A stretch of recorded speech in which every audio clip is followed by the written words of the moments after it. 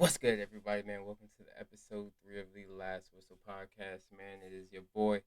We are back here, coming down the final stretch of the regular season, heading full steam into the playoffs, man. It has been, it's been a season, man. It has been one hell of an NFL season, and I mean, we're here, man. We're now in January. We're here. And there is just one team that it has really been on my mind since last Sunday, and unfortunately, fortunately, it hasn't been my Carolina Panthers who dropped the ball on Sunday with a chance to clinch the division, but it is the Minnesota Vikings, man. It's been a very interesting season for the Minnesota Vikings because I was really thinking that this season was going to be something different with Jettis essentially ascending to being wide receiver one of the league. Um, Being him and Tyreek were basically on a historical run side by side, and it was amazing to watch for both from both of those guys. But with the loss that these guys suffered to not only a division foe, but in the fashion in which they lost that game, with Jettis with one catch for I think 15 yards, Jair Alexander essentially walking the walk, talking the talk, and only being able to put up 17 total game points. I mean, that's one that really makes you think like, okay, is this just gonna be the same story with these Minnesota Vikings? Is this just gonna continuously be okay? This is a team that's gonna perform amazing in the regular season. They're always gonna be 12-4, or now 13-4, 12-5, however they finish the season, first, second, or third seed, but then have the potential to lay a goose egg come playoff time. Get that first round exit or get bumped in the second round. Are we ever going to see the Vikings make that Minnesota miracle push that they made a couple years back with Case Keenum? It's the issue, and it's an interesting thing because when you really look at this team, at least from a ranking standpoint, they have a very good offense. We know the names that they have on offense. They have a 1,000-yard rusher. They have a 1,000-yard receiver.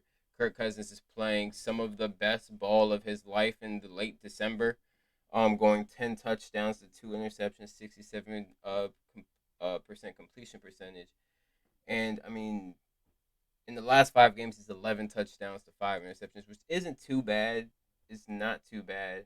And outside of that stinker that he had to Green Bay with, when he had a QBR of 10, I mean, he's played, I guess, solid.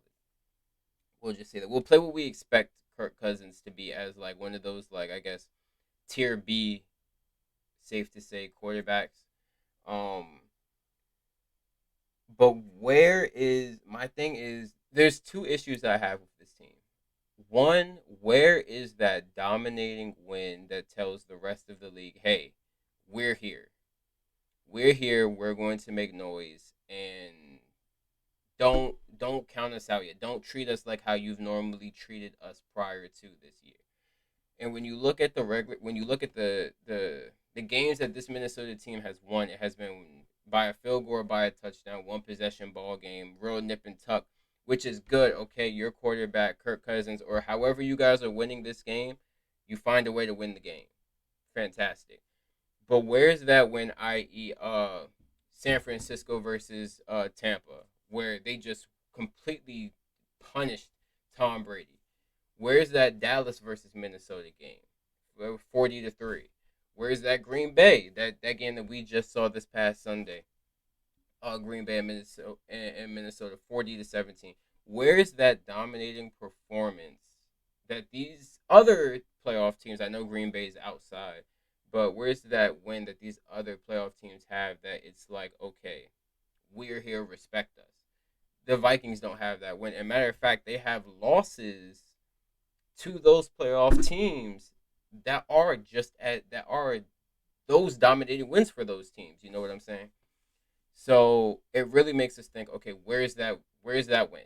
Where is that dominating moment? Now they have Chicago. I feel like this week is a morale after getting skunked and manhandled the way that they did at the hands of Green Bay. This is definitely a morale game for the Minnesota Vikings. This is definitely a game where, okay, Kirk Cousins, Jettas, offensively, let's get back in the rhythm and let's head into this playoff stretch back to what we were. Let's get this, get this bad taste out of our mouths from Green Bay.